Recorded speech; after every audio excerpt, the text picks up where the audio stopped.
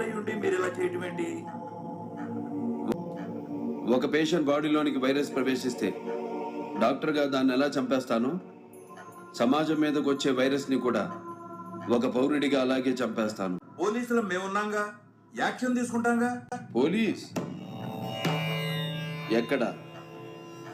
కల్తీ జరిగిందని నిలదీసిన రైతుని అదే కల్తీ మందు నోట్లో పోసి చంపేస్తే నో పోలీస్. కాంట్రాక్టర్లను చంపేసి టెండర్లు పిలిచిన లేడీ ఆఫీసర్ని తీసుకెళ్లి రేప్ చేస్తే నో పోలీస్. ఇదేంటి అని ఎదురు ప్రశ్నిస్తే దారుణంగా చంపేసినప్పుడు నో పోలీస్.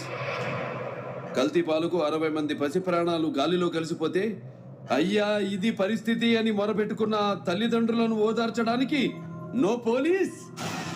పోలీస్ స్టేషన్కి వెళ్ళిన పాపానికి 300 మందిని మూర్ఖంగా చంపి బావిలో పాతేస్తే నో పోలీస్. అప్పుడు లేవని నోరు ఆఫ్టర్ ఆల్ ఒక క్రిమినల్ ని చంపితే లేస్తుందే. సార్, వాళ్ళు ఈ ఏరియాలో మీలాగే పెద్ద ఫ్యామిలీ, మీకు తెలియందా? పెద్ద ఫ్యామిలీయా? మాలాగా వద్దు. ఫ్యామిలీ చరిత్రల గురించి మాట్లాడొద్దు ఎస్పీ. చరిత్ర అంటే మాది. చరిత్ర సృష్టించాలన్నా మేమే, దాన్ని తెరగ రాయాలన్నా మేమే.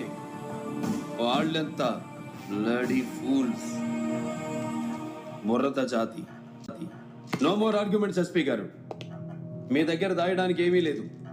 క్లారిటీగా క్లియర్గా చెప్తున్నా, తప్పు చేసిన వాడిని చంపేయడమే. No police.